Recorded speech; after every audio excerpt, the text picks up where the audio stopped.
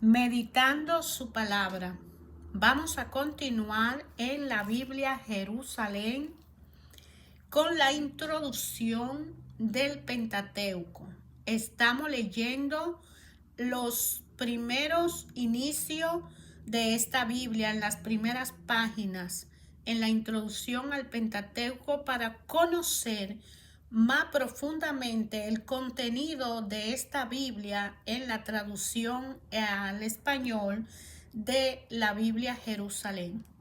El Código de la Alianza, Éxodo 20:22, 23:33, más estrictamente Éxodo 20:22, 23:19, forma parte de unas tradiciones elogísticas y fue insertado entre el Decálogo y la conclusión de la alianza. Este conjunto de leyes responde a una situación posterior a la época de Moisés. Es el derecho de una sociedad de pastores y campesinos y el interés que manifiesta por los animales de tiro, por los trabajos del campo, las viñas y las casas. Supone que la sedentarización es ya un hecho. Solo entonces pudo Israel conocer y practicar el derecho consuetudinario del que depende este código y que explica sus paralelos exactos con los códigos mesopotámicos. Pero el código de la alianza está penetrado por el espíritu del yavismo, que a menudo reacciona contra la civilización de Canaán. Sin plan sistemático, agrupa colecciones de preceptos que se distinguen por su objeto y por su formulación casuística o condicional y apótica o imperativa.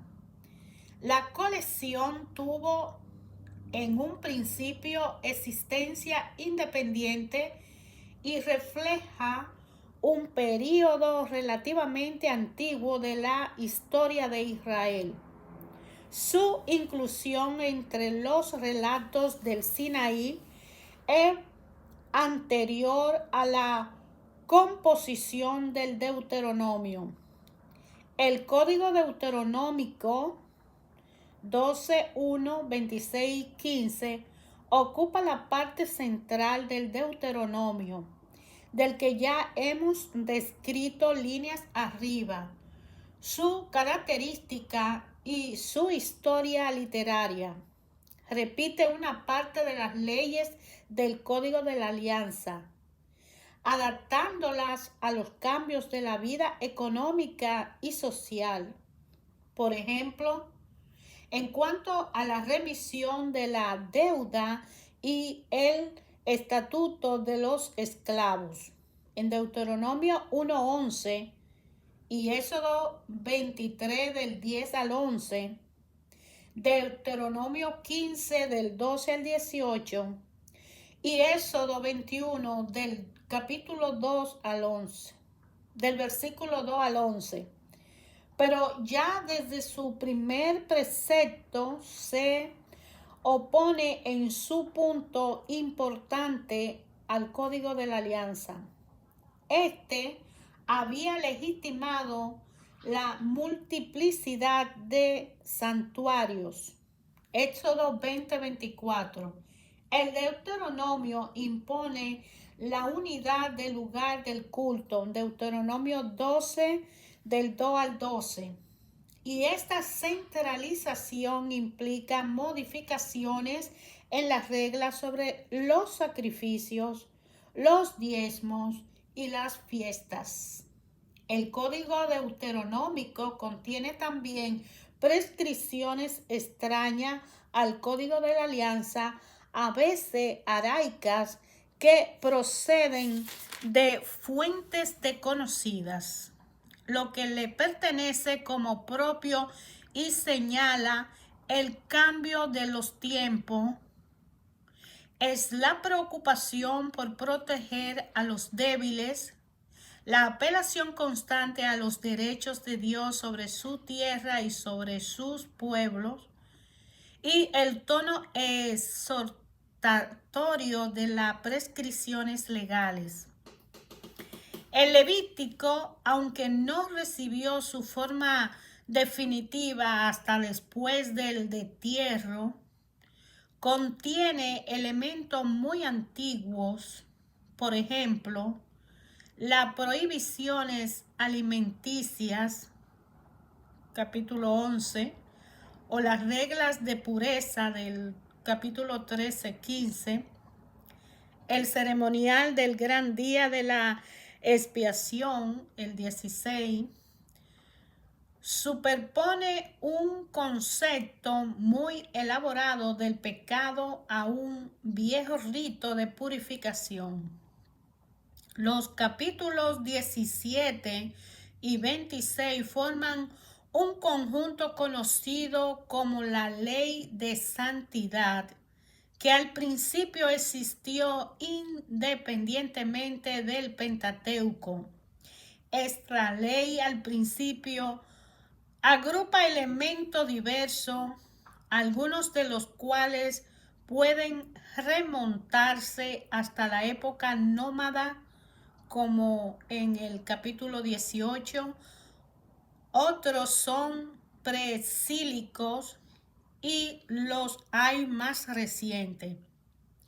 Una primera colección quedó constituida en Jerusalén poco antes del destierro y pudo conocerla Ezequiel, que tiene mucha semejanza de lenguaje y de fondo con la ley de la santidad.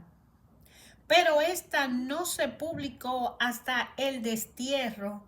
Más tarde fue incorporada al Pentateuco por los redactores sacerdotales, que la adaptaron al resto del material.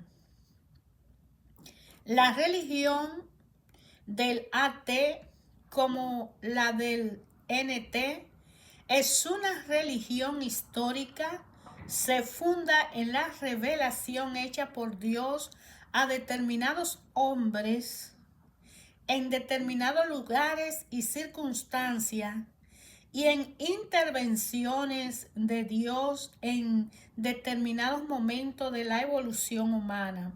El Pentateuco, que reproduce la historia de estas relaciones de Dios con el mundo, es el fundamento de la religión judía y se ha convertido en un libro canónico con excelencia, por excelencia. Su ley, en él encuentra el israelita la explicación de su destino. No solo tiene al comienzo del Génesis respuesta para los problemas que se plantea todo hombre cerca del mundo y la vida, sino que encuentra también respuesta para su problema particular, porque Yahvé, el único, es el Dios de Israel. ¿Por qué Israel es su pueblo entre todas las naciones de la tierra? ¿Por qué Israel ha recibido la promesa? El Pentateuco es el libro de la promesa. Adán y Eva, después de su caída, el anuncio de la salvación lejana, el protoevangelio a Noé después del diluvio, la garantía de un nuevo orden del mundo, y Abraham sobre todo, la promesa que se le hace es renovada a Isaac y a Jacob, y alcanza a todo el pueblo nacido de ellos. La promesa y la elección están garantizadas por una alianza. El Pentateuco es también el libro de la alianza. Hay una, aunque tácita, con Adán, ella explícita con Noé, con Abraham y con todo el pueblo a través del ministerio de Moisés. No es un pacto entre iguales porque Dios no lo necesita. Y Él es el que toma la iniciativa. Sin embargo, Él se compromete, se ata en cierto modo con la promesa que ha hecho, pero exige como contrapartida la fidelidad de su pueblo, la negativa de Israel, su pecado puede romper el lazo que el amor de Dios anudó. Las condiciones de esta fidelidad están reguladas por el mismo Dios. Dios da su ley al pueblo que se ha elegido.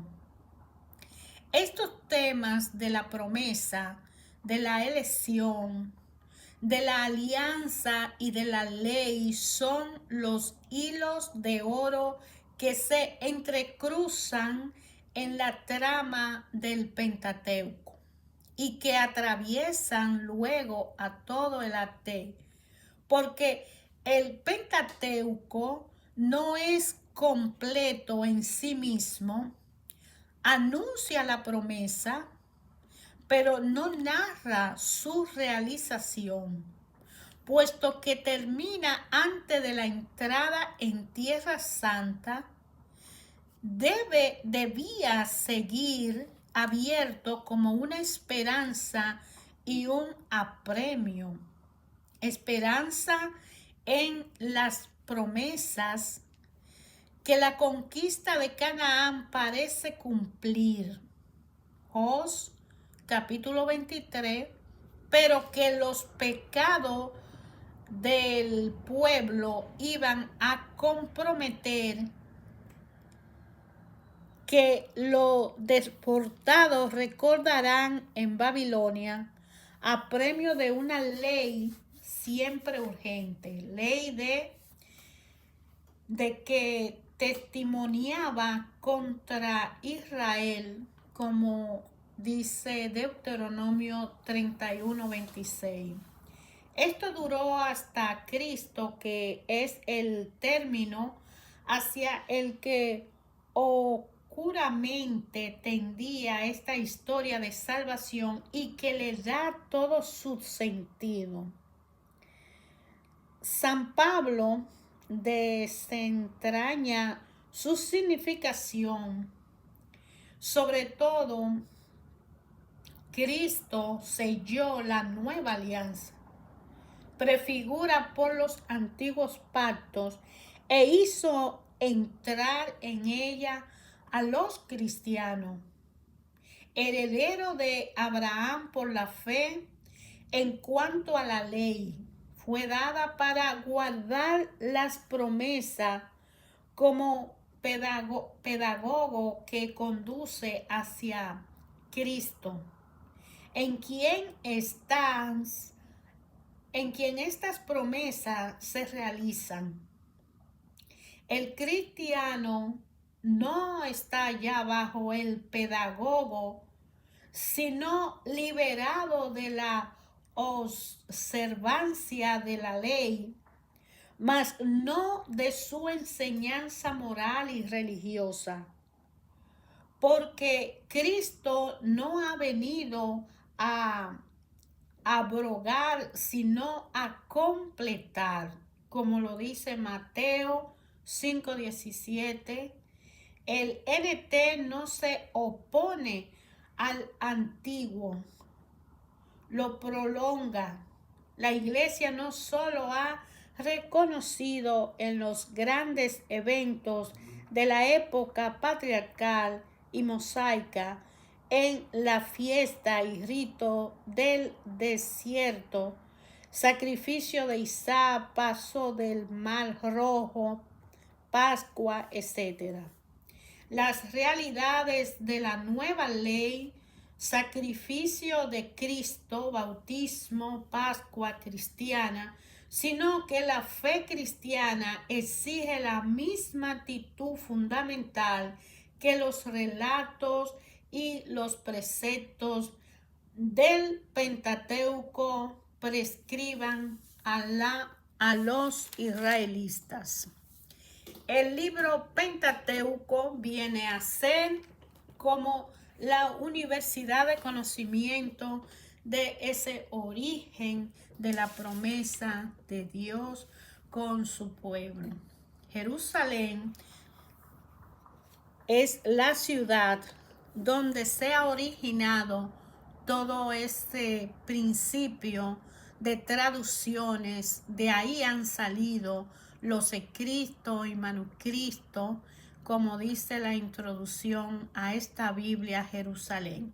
Según el diccionario bíblico ilustrado de Holman, habla de que Jerusalén es y significa una ciudad construida sobre una altiplanicies en los montes de Judá, considerada sagrada por el judaísmo, el cristianismo y el islam. La importancia bíblico-teológica radica en su condición del lugar escogido por Yahvé para su divino reino y para el reino de David y sus descendientes, los vicerregentes de Yahvé.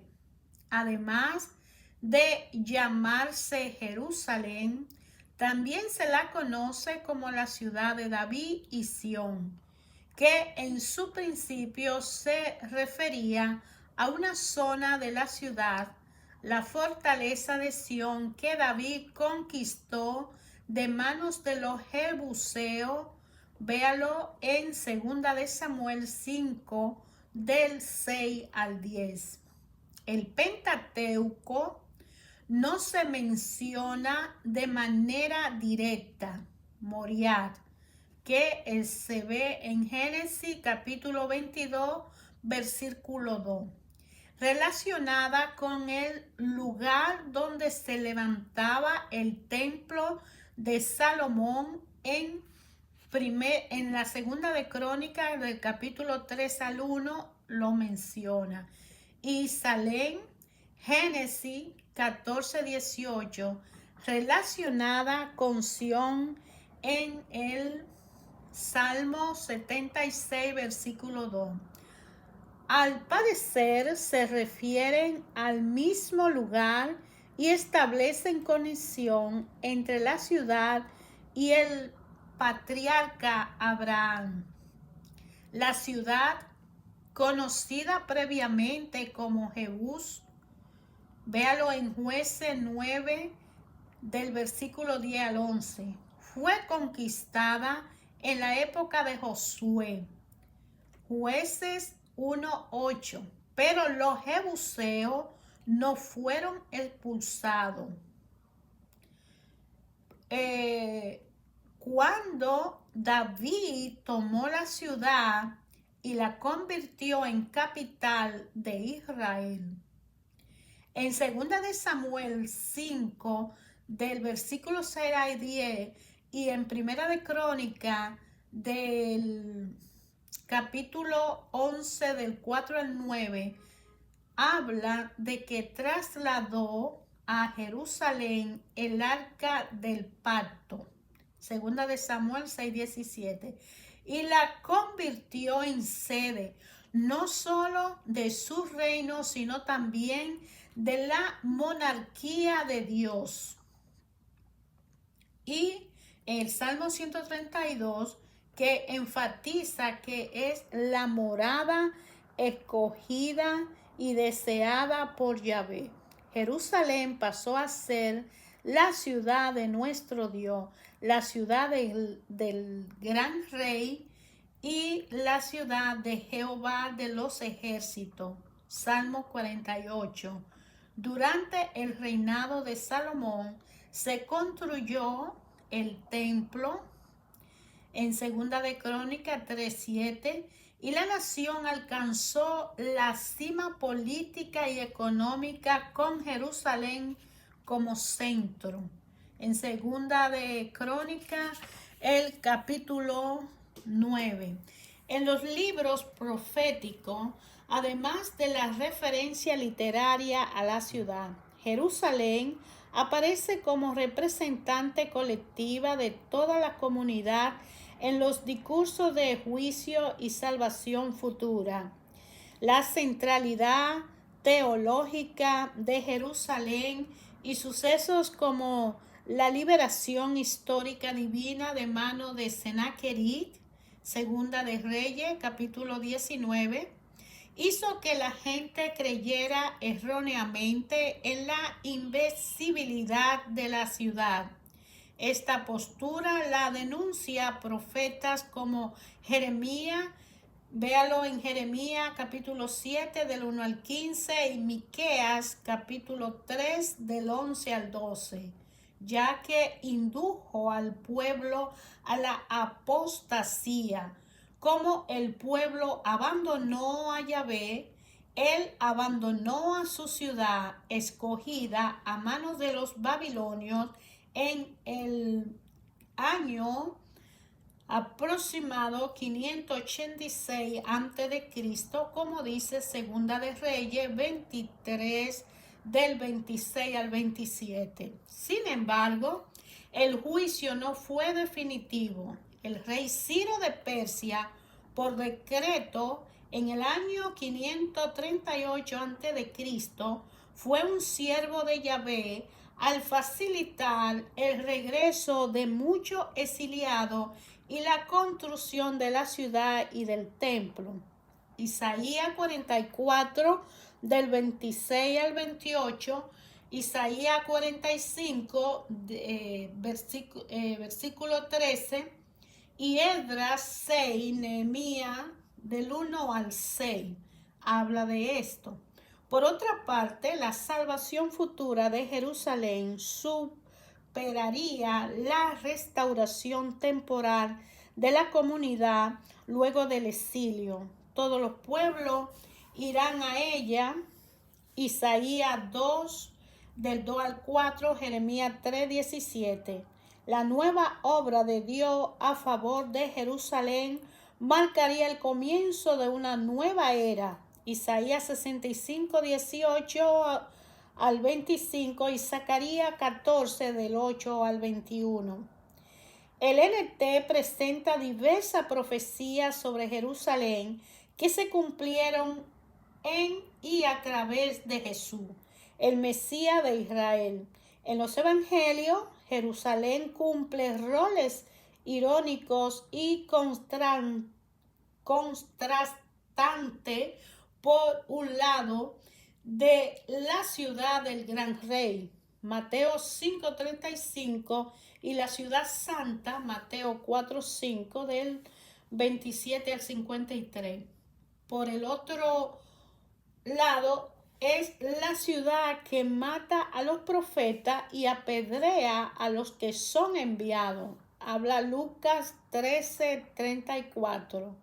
Si bien algunos ansiaban la redención de Jerusalén, como dice Lucas 2:38, la ciudad y sus habitantes enfrentarían un juicio espantoso por no haber reconocido el tiempo de la divina visitación de Jesús, en Lucas 19:41 al 44. En efecto, la misión de Jesucristo finalizó con el rechazo de los gobernantes de Jerusalén y su muerte fuera de los muros de la ciudad. Marcos 8:31, del 10:32 al 34 y capítulo 14 al 15. Aunque El arrepentimiento de los pecados debe predicarse a todas las naciones, comenzando desde Jerusalén. Lucas 24:47. En el período siguiente a la muerte y resurrección de Jesús, la esperanza bíblica se centra en la Jerusalén celestial. Hebreos 12:22.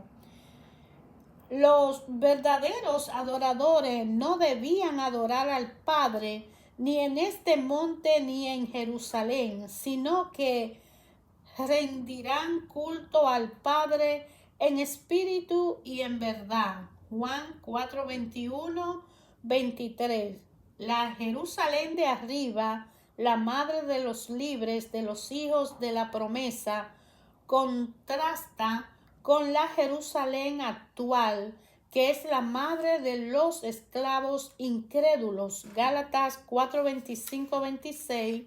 La ciudad donde el Señor Jesús fue crucificado simbólicamente se llama Sodoma y Egipto. Apocalipsis 11:8. Pero la nueva Jerusalén es esta que en cada uno de nosotros existe, es Jesucristo, que descenderá del cielo con la llegada de ese nuevo hombre, ese nuevo cielo, esa nueva tierra. Hermanos, ayer, hoy, siempre, a través de su palabra, Dios habla a nuestros corazones.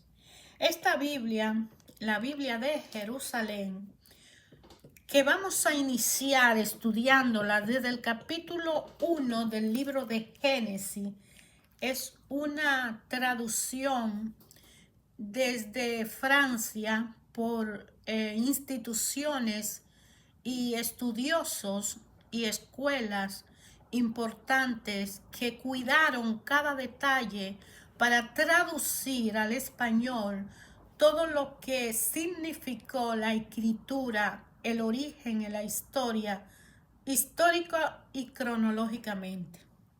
Pero esta Biblia, como las demás Biblias, que tienen diferente nombre y han sido traducidas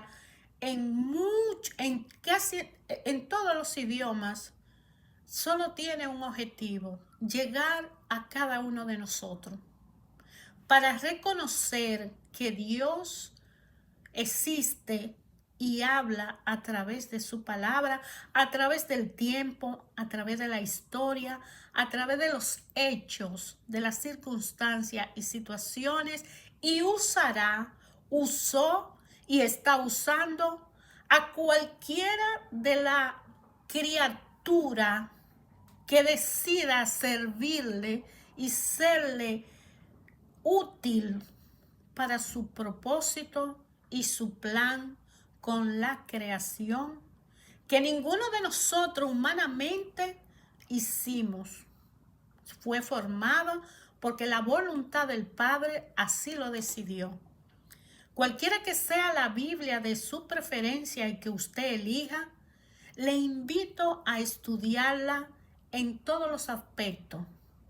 Si no la quiere ver espiritualmente desde un punto de vista histórico, desde un punto de vista cronológico, desde un punto de vista psicológico, es total, es el libro más completo. Y no importa la traducción, cualquiera de ellas nos vas a decir en el corazón que esas historias que pasaron antes, esas malas acciones que hicieron esos hombres buenos que fueron fuertes y murieron y fueron víctimas de ese amor hacia Dios, todos ellos nos hablan de Jesucristo. Y todo ello, los buenos y los malos, nos edifican hoy y ahora. Y solo lo permite el poder omnipotente y omnisciente del Padre, que Él decidió crear a la humanidad existente y que no hay un hombre humanamente ni una ciencia que pudiera hacer todo lo contrario, porque si no, pues no existiría Jesucristo. De manera que te invito a escudriñar las Escrituras y a elegir el plan que desee usar para edificar tu vida a través de un estudio cuidadoso en este libro sagrado. Sagrado porque trae una salvación a nuestra vida. Y no deja ver que desde el origen del mundo y la humanidad, la creación y la caída del hombre, el origen es Jesucristo. No hubo nadie ni habrá mayor que Él en esta humanidad que siendo hombre aceptara venir y dar su vida para que usted y yo seamos salvos. No importa las veces que hayamos caído y los pecados que hayamos cometido, sino que Él dijo, el que viene a mí será salvo. El que me sigue a mí y carga su cruz y continúa, que no es nada fácil continuar. Fácil es ir a Él. Continuar es la única prueba que Él va a tomar para anotarnos en ese libro. Nadie es capaz por sí mismo. Necesitamos ayuda. Hay que conocer quién es Él, por qué, para qué y cuál es su plan conmigo, con usted, con Él, con aquellos, creyente o no creyente. Es una y única razón: amor. Yo te amo, doy mi vida por ti. En Génesis, desde que se anuncia a Adán, hay un plan de amor. Y cuando Jesús en Mateo, en Juan, en Lucas, nos demuestra que hay un plan de amor con una cruz y nos da esa esperanza de que miren, yo voy a resucitar al tercer día. Yo no soy cualquier cosa. Por favor, es importante leer, educarnos, conocer por nosotros mismos, porque nosotros sabemos quiénes somos y tenemos una relación con el Padre, cada uno de su forma particular y personal, pero necesitamos conocer la cronología, la historia, la relación psicológica, emocional, motora de la existencia de la humanidad y la evolución del hombre en todos los aspectos, porque debemos cuidarnos para mantenernos alineados a la luz, a la vía, al camino y mantenernos saludablemente alimentados de ese plan salvístico, no por nuestro propio bien tan solo, sino por el bien de lo nuestro y por el plan que Él trazó para cada uno de nosotros cuando decidió que existiéramos en la vida y en la verdad. Te invito a continuar leyendo cada capítulo en la Biblia de Jerusalén y a seguirlo a través de este canal. Nuestro objetivo es leerlo desde el libro Génesis hasta Apocalipsis, capítulo por capítulo.